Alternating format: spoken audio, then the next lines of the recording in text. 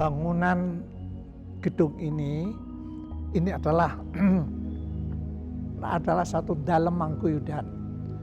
Ini adalah milik keraton, dahulu ditempati oleh KRT Mangkuyudan. Nah,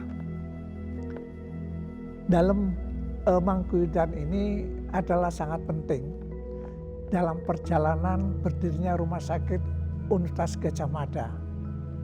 Setelah perpindahan Fakultas Kedokteran dari Klaten ke Yogyakarta,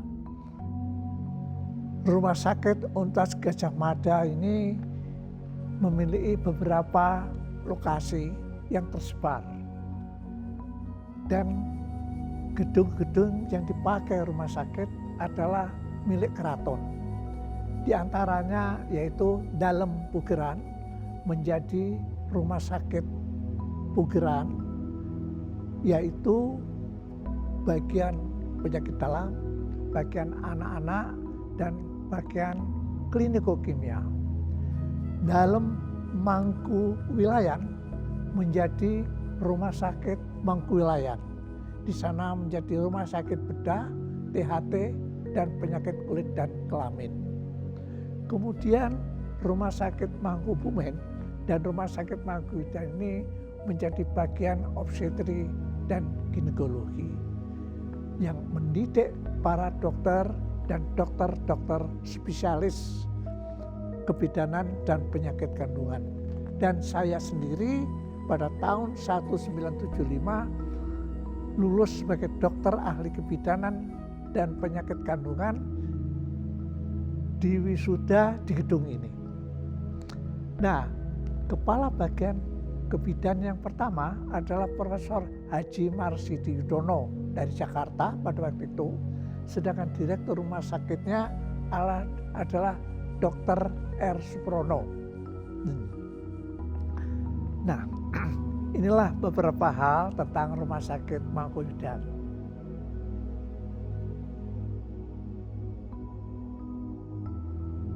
Pendopo ini merupakan pendopo yang sangat historical karena kita kuliah di sini dan kuliah ini tempat kuliah yang dipakai oleh semua mahasiswa Mamakonga, masyarakat mahasiswa Kompleks Ngasem Agrokompleks. Itu semua kuliahnya di sini. Jadi bayangkan kita di tingkat 1 ini di pendopo ini. Pendopo ini tidak ada yang berubah, satu pun tidak ada yang berubah. Ya. Cuman dulu penuh dengan bangku-bangku panjang dan meja panjang, sekarang sudah bersih gitu. Bagi kami ikonik adalah pintu gerbang. Pintu gerbang di depan itu sangat ikonik. Itu selalu bahwa kita setiap hari ngepit kan, kita naik sepeda, kemudian sepedanya sudah ada nomornya, ditaruh di belakang. Jadi itu merupakan satu perjuangan yang tidak pernah terlupakan. Ya, itu yang di Gedung Kampus Lama dan juga proses-proses yang tidak pernah terlupakan adalah karena kita itu walaupun pada saat itu seperti itu kita tidak merasa bahwa ya karena memang situasinya seperti itu ya, dan kita struggle bahwa kita tidak boleh tidak lulus, kita harus lulus, sebab kalau tidak lulus mengulang, kalau tidak lulus lagi waduh kita bisa drop out. Jadi saya itu masuk tahun 61 ya, jadi suasana dulu gedung di sini ini dipakai untuk kuliah bersama. Ada beberapa fakultas, di antaranya Fakultas Kedokteran Gigi, Kedokteran Hewan, Biologi, Farmasi, dan sebagainya. Jadi satu kelas ini cukup banyak mahasiswanya, sehingga mereka kepengen duduk di depan. Saya agak lupa ya waktu itu memang pakai mikrofon atau enggak. Jadi kalau di belakang karena mahasiswanya banyak sering tidak mendengar.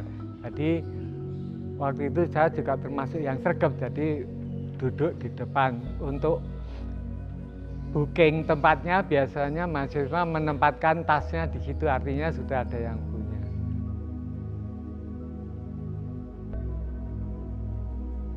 Saya kira sangat beda sekali oleh karena mahasiswa sekarang kan difasilitasi dengan fasilitas yang luar biasa ya, baik dari teknologi, informasi dan sebagainya. Jadi kalau zaman dulu memang harus menulis, lalu kemudian menulis pakai bolpen, maksudnya tidak ada komputer dan sebagainya. Kemudian untuk memperbanyak juga harus fotokopi dan sebagainya. Jadi fotokopi pun belum banyak tempatnya, jadi harus mencari dan sebagainya.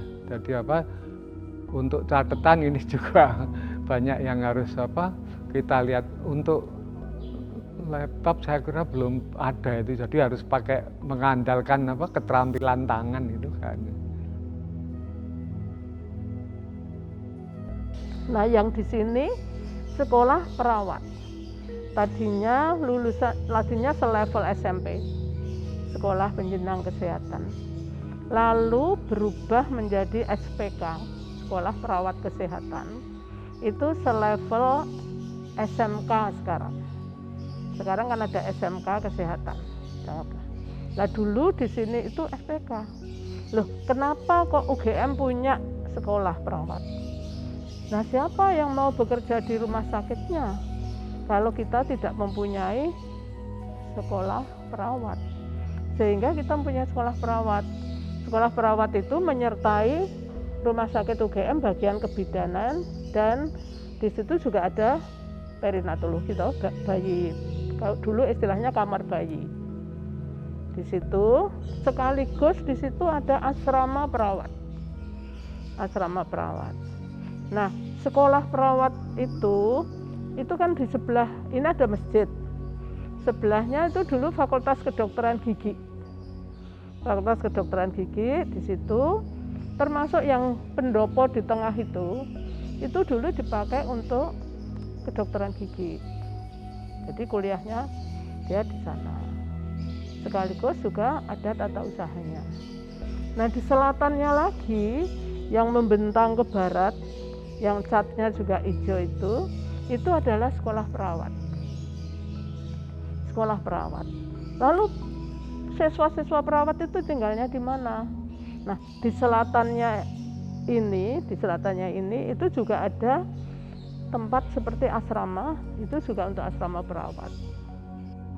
Waktu kita ditawari untuk membuka D4 perawat pendidik, kemudian kita lanjutkan menjadi PSIK, jadi sejarah ini nyambung lagi. Saya bisa menyambungkan kembali sejarah yang dulu itu dengan yang sekarang. Dan ternyata sekarang PSIK itu berkembang besar.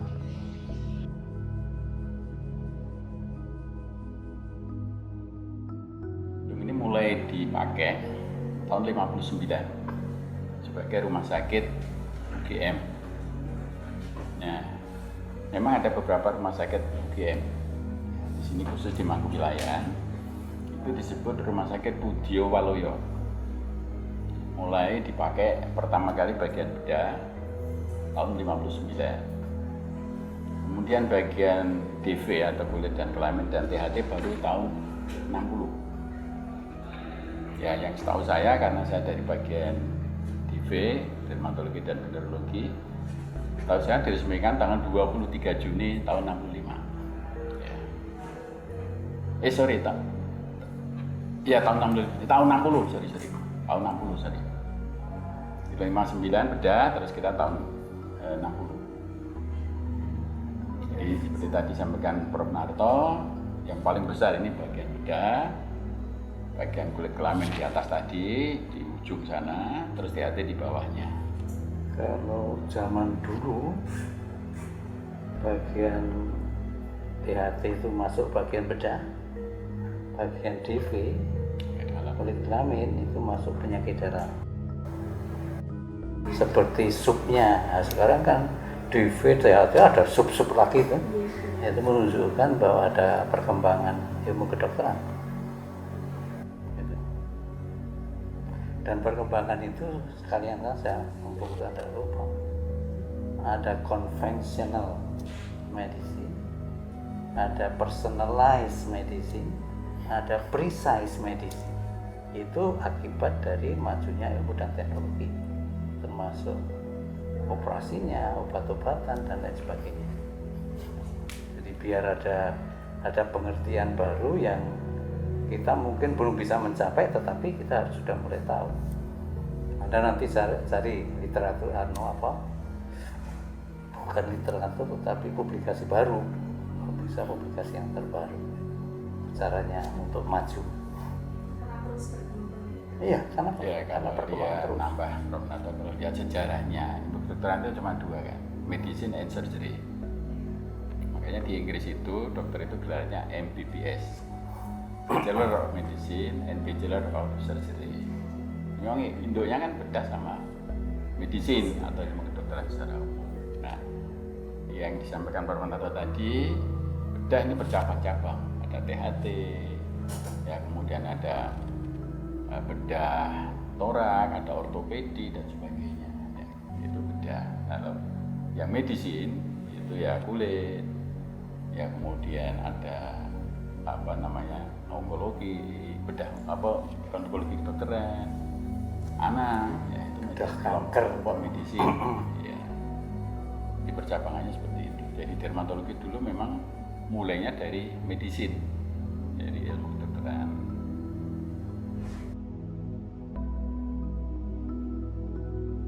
Di tempat ini banyak sekali yang memesan, karena selatan ini yang sekarang jadi kantor guru, itu dulu ruang kuliah kita untuk istilahnya tingkat 5.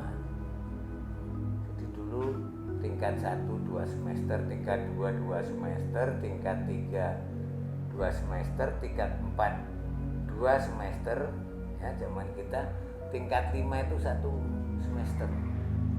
Jadi untuk perkuliahan itu 4,5 tahun. Kemudian untuk koskap bedah tinggalnya di sini, ya ada tuh ruang sebelah situ adalah ruang koasisten. Jadi gedung ini itu dulu adalah rumah sakit UGM yang boleh dikatakan pusatnya di sini. Karena direkturnya ada di sini, Profesor Ismangun. Kemudian meskipun Profesor Ismangun itu bukan yang pertama. Jadi sebelumnya ada Prof. Sardadi, ada itu. Tapi Prof. Ismangun waktu saya masuk ke sini itu Profesor Ismangun adalah Direktur Rumah Sakit UGM. Beliau pernah menjadi dekan Fakultas Kedokteran UGM. Di sini kenapa saya katakan pusatnya? Karena administrasi sebagian besar dilaksanakan di rumah sakit ini, sebagian besar dilaksanakan di Rumah Sakit Mangkuwilayah. Nah, yang di sini itu antara lain medical record. Kemudian Prof. Ismangun sebagai direktur, dengan sendirinya semua administrasi mengikuti beliau. Kemudian kegiatan-kegiatan juga dijalankan di rumah sakit ini yang paling banyak. Kemudian termasuk persiapan untuk Rumah Sakit Sarjito itu hampir di sini. Jadi setiap hari itu kami selain pagi tugas di sini, kemudian siang mesti harus ke Sarjito.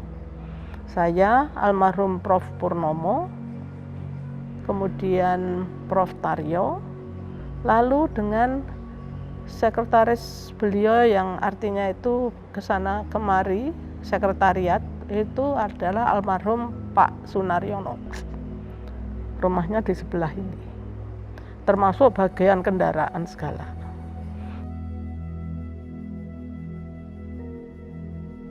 Nah, ini kantornya, Rumah Sakit Bugeran, ya.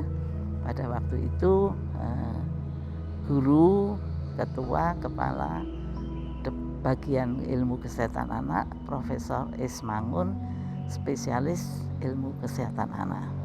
Ya, beliau dibantu oleh 3 spesialis anak, putri, dua putri, yang kakung 1, 2, 3, jadi 5. Kemudian kami masuk bersama-sama 7, pendekar 7. Saya cewek sendiri, pemberani ya. Nah, disitulah kita mulai dengan kegiatan kesehatan anak di Bangsal ini, di mana Bangsal ini di rumah sakit Pugeran yang sekarang dipakai untuk SMA 7 ya. Nah, di sini lokasi dari ilmu kesehatan anak. Pasien-pasien anak di lantai di wing sana itu timur. Wing timur, kemudian wing barat itu laboratorium dan satu bangsal anak kelas namanya, karena itu menampung pasien-pasien spesialis anak juga, tetapi di situ bangsal, di situ kelas gitu. Anak dulu mempelajari ilmu kesehatan anak, penyakit ini, tapi sekarang value dari bioethics, ethics and community, di mana di-link dengan pasien, dengan orang sakit, dengan masyarakat, itu dengan hati, ethics and humanity. Inilah sehingga dari muda, wah sangat pengen maju, harus internasional, kita luar biasa riset. Begitu semakin tua tuh kurang somethingnya tuh apa? Sesuatu yang touching, yang menyentuh itu, karena kita kan bekerja di kesehatan. Kesehatan itu kan mengabdi pada masyarakat. Nah, itulah kami merasa maturitas kita itu dari ilmu yang berkembang secara ini, bekerja sama, tapi kita sentuh dengan bioethics, humanity. Dan saya share dengan Anda karena Pak, jangan terlambat. Kalau Vitas ini memang dulu kita ya seperti inilah ya. Ya mungkin karena kita dulu kan kuliah belum sebanyak sekarang ya. Kami dulu diterima di FK itu satu angkatan itu kelas 160 orang. Tapi kemudian untuk naik kelas 2, 3, 4 itu ya ada fenomena yang lolos 5%.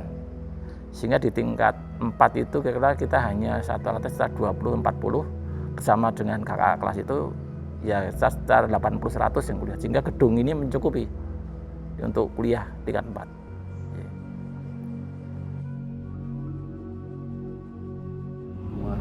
Poliklinik loji kecil ini, kemudian rumah sakit untuk perawatan dan operasi di Jinggutan, ya, Jalan Magelang. Jadi ini adalah salah satu ya. Jadi ini yang ikut terpencil juga, karena ini hanya satu poliklinik saja di sini. Lainnya 2-3 poliklinik atau rumah sakit atau ya klinik ya. Ini satu di sini. Jadi di sini tempat ini dulu adalah tempat koas di sini. Ya, koas di depan itu adalah tempat untuk pemeriksaan pasien polikliniknya. Jadi dulu masih dari kayu dulu sebagian besar, depan dari kayu. Kemudian dengan jendela yang sangat rendah itu kadang-kadang ada tempat yang terbuka ya. Ya di situ pasiennya banyak sekali dulu, di Jimbatannya banyak sekali. Kemudian obat-obat masa itu juga masih sangat sederhana ya. Alat periksa masih sangat sederhana. Ya, slit lamp aja mungkin belum ada dulu ya, masih pakai loop. Ya, kita pakai kaca pembesar biasa. Oftalmoskop juga masih pakai yang sederhana sekali, ya serba sederhana lah dulu itu ya. Ya karena penyakitnya memang sebagian terbesar adalah penyakit mata luar yang bisa dilihat dari luar, konjungtivitis, keratitis, bordulum, kalasion, tibil ya. Nah koas di sini. Dulu cerita dulu ya kakak-kakak kita dan dari dosen dulu itu dosen mata ya, itu dulu koskap mata itu terakhir. Jadi setelah 4 besar dan lainnya itu baru mata ya, sehingga dulu itu dokter jadi lama antri ya, karena lamanya katanya itu. Lalu setelah itu ada bahwa semua koskap itu rotasi, jadi start dari manapun boleh, jadi mulai dari manapun boleh.